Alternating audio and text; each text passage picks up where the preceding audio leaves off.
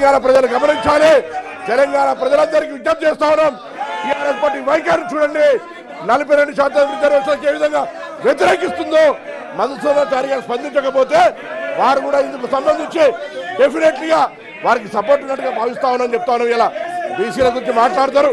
బీసీలకు ప్రక్రియ జరిగితే అడ్డుకుంటారు. అడ్డుకున్నప్పుడు సపోర్ట్ చేయరు.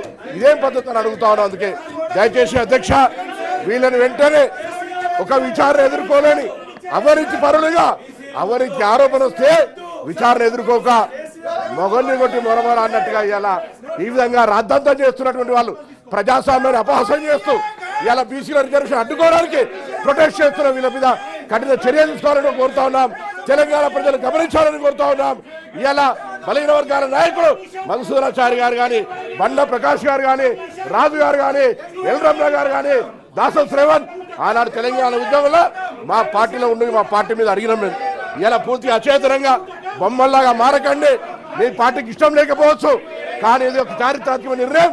దానికి సపోర్ట్గా ఉండాలని నేను మరొక్కసారి కోరుతూ ఆరోపణలు ఎదుర్కొనే చేతగాక ఆరోపణలు ఎదుర్కొనేటువంటి పేరు మీద బీసీల రిజర్వేషన్ అడ్డుకునేటువంటి కుట్ర ఇది దౌర్భాగ్యమైనటువంటి పరిస్థితి అనే మాట సందర్భంగా మనం చేస్తాను. అధ్యక్ష ఏవిఎన్ రెడ్డి గారు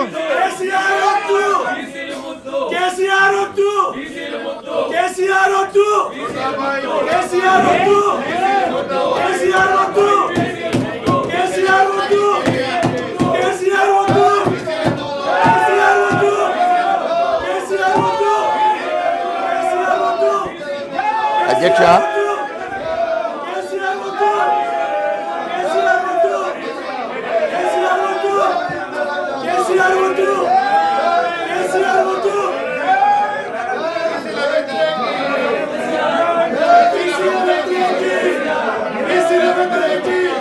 బయటికి పంపలేదు కదా,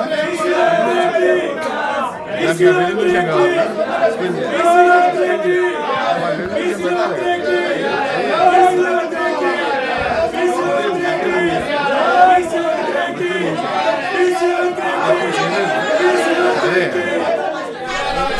మండలిలో గందరగోళంకు సంబంధించిన లైవ్ దృశ్యాలని చూస్తున్నాము. బీసీ బిల్లును అడ్డుకునే ద్రోహులుగా మంత్రి పొన్నం ప్రభాకర్ బీఆర్ఎస్ ఎమ్మెల్సీలను అభివర్ణిస్తూ మాట్లాడుతున్న దృశ్యాలని చూస్తున్నాము.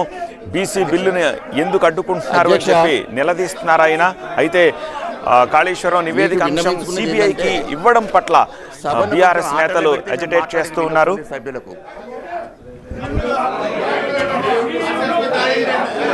అధ్యక్ష గౌరవ సభ్యులు మీ మీ స్థానాల్లో కూర్చోండి. Please take your seat. Please take your seat. Please take your seat. Please take your seat. Please take your seat.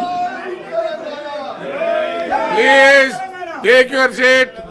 Kota Reddy గారు మీరు మీ స్థానాల్లో కూర్చోండి. ప్లీజ్ మీ స్థానాల్లో కూర్చోండి.